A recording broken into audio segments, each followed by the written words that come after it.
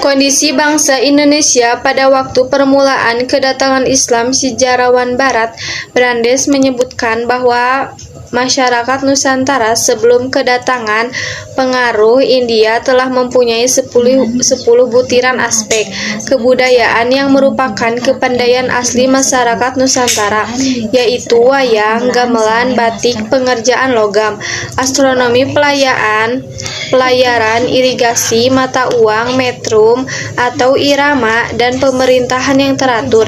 Berdasarkan pendapat Brandes tersebut, bukan hal mengherankan jika masyarakat Nusantara waktu itu sudah aktif dalam perdagangan maritim internasional antara India, Cina karena mampu melakukan pelayanan dengan perahu bercadik. Proses masuk Islam. Proses masuknya Islam di wilayah Nusantara tidak lepas dari kegiatan perdagangan kepulauan Nusantara yang terkenal berbagai hasil buminya.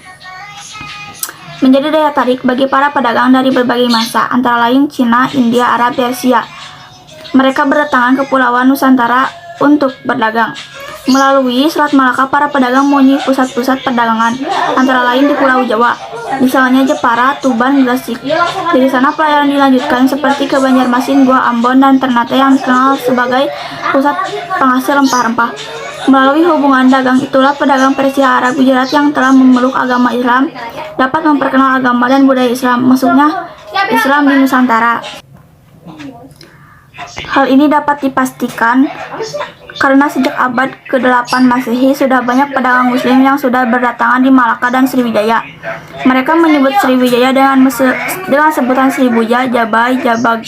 Sesudah Sriwijaya lemah, banyak bandar melepaskan diri. Tindakan ini mengisyaratkan bahwa kedudukan bandar-bandar para pedagang muslim yang mendapat tempat dan kedudukan. Mereka itu menjadi penguasa di bandar itu. Salah satu contoh ialah negara Samudra Pasai dari abad ke-13 Masehi. Menurut hikayat Raja-Raja Pasai dan sejarah Melayu antara lain menyebutkan bahwa Sultan Malik As-Saleh sebagai penguasa pertama kerajaan Samudra Pasai. Bukti ini telah memperkuat pendapat bahwa di Barus sejak permulaan ke-13 Masehi sudah ada pemukiman masyarakat muslim. Kehadiran dan keberadaan masyarakat muslim di Sumatera ini telah diperkuat oleh catatan perjalanan Markolovo ke beberapa pelabuhan Sumatera. Bagian timur, Markolovo menyebut sebuah tempat di bagian barat Sumatera, Pansur, dan tempat-tempat lain yang ia kunjungi sudah terdapat pemukiman masyarakat muslim. Dan perjalanannya dari Tiongkok kembali ke negara asal yakni ke Venesia, Italia pada tahun 1295 Masehi. Ia singgah di Aceh bagian utara. Di Perua, Markolovo menjumpai penduduk yang beragama Islam, juga banyak pedagang Gujarat yang giat menyiarkan agama Islam. Mendasarkan pada catatan Markolovo membuat dugaan bahwa Islam sudah disebarkan atau didakwakan di berbagai tempat di Sumatera, Semenanjung, Malaka, dan beberapa daerah di Pulau A. Masuknya Islam melalui perdagangan Gujarat. Keberadaan para pedagang Gujarat itu bertolak dari catatan perjalanan Markolovo yang mengatakan bahwa selama kunjungannya ke Pureula tahun 1292 Masehi, ia telah menyaksikan banyak pedagang asal Gujarat giat menyiarkan agama Islam. Pendapat itu diperkuat dengan adanya batu nisan Sultan Malik As-Saleh. B. Masuknya Islam melalui perdagangan Persia. Pendapat ini didukung oleh Umar Amin Hussain dengan alasan bahwa di Persia ada suku yang bernama Lanen dan Jawi. Kemungkinan para pedagang dari dua suku inilah yang mengajarkan huruf Arab di Pulau Jawa yang terkenal dengan huruf Pageon. Ahli ini yang mendukung pendapat ini adalah Husain Ridaji Ningrat, yang mengatakan bahwa terdapat pasangan dalam bahasa Arab yang disebut Jabar Jer. Istilah ini termasuk bahasa Iran yang dalam bahasa Arab disebut Fatah Kasroh.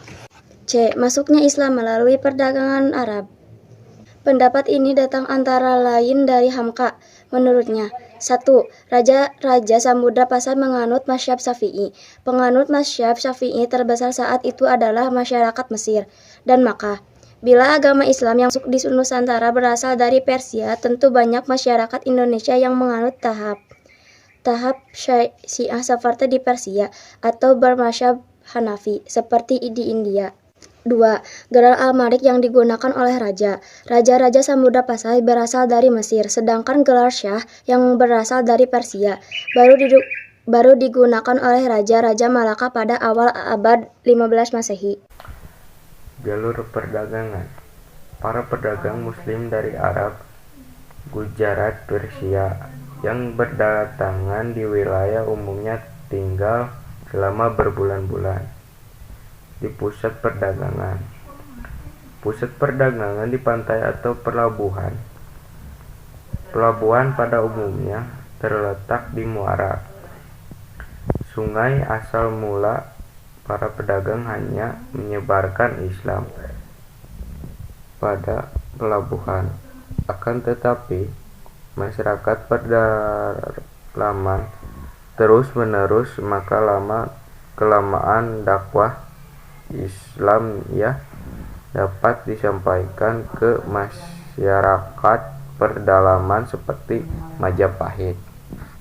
Adanya masyarakat Muslim ditemukan konflik macam Muslim di Sontono Rejo. Permukiman masyarakat di Majapahit ini sangat lama, selama lebih 300 tahun, yakni dari abad ke-14 hingga ke-17. Dari Gujarat. Berdasarkan teori ini, agama Islam dibawa ke Indonesia oleh orang-orang Arab yang sudah lama tinggal di Gujarat atau India.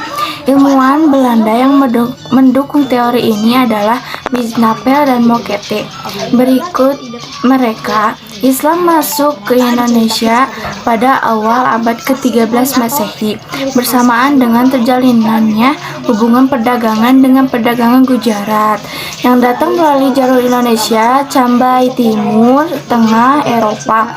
Selain itu, ilmuwan Belanda Snok Hongruje berpendapat hubungan dagang antara perdagangan Gujarat dengan masyarakat Indonesia sudah terjalin lebih lama dibandingkan dengan orang-orang Arab. Mana proses masuknya Islam ke Nusantara? Jawabannya, awalnya dibawa oleh pedagang Gujarat lalu diikuti oleh pedagang Arab dan Persia. Sambil berdagang, mereka menyebarkan agama Islam ke tempat mereka berlabuh di seluruh Indonesia. 2. Apa bukti dari kebenaran teori Arab? Jawabannya, pada abad ke-7, yaitu tahun 674, di pantai barat Sumatera sudah terdapat perkampungan Islam dengan sebut Arab. Dengan pertimbangan bahwa pedagang Arab sudah mendirikan perkampungan di Kandan sejak abad ke-4, hal ini juga sesuai dengan berita Cina. Ketiga, bagaimana kondisi masyarakat Nusantara sebelum Islam? Jawabannya, masyarakat banyak menganut agama Hindu dan Buddha serta kepercayaan animisme dan dinamisme. Banyak terdapat kerajaan bercorak Hindu dan Buddha. Masyarakat memiliki struktur yang sosial dalam sistem kasta. Islam ke Indonesia merujuk kepada teori Mekah, Persia, India, dan Cina. Juga didukung dengan bidang-bidang yang memperkuat 4 teori tersebut. Bukti masuknya Islam ke Indonesia diperkuat dengan peninggalan para penyebar Islam. Penyebaran Islam juga dipermudah dengan beberapa metode.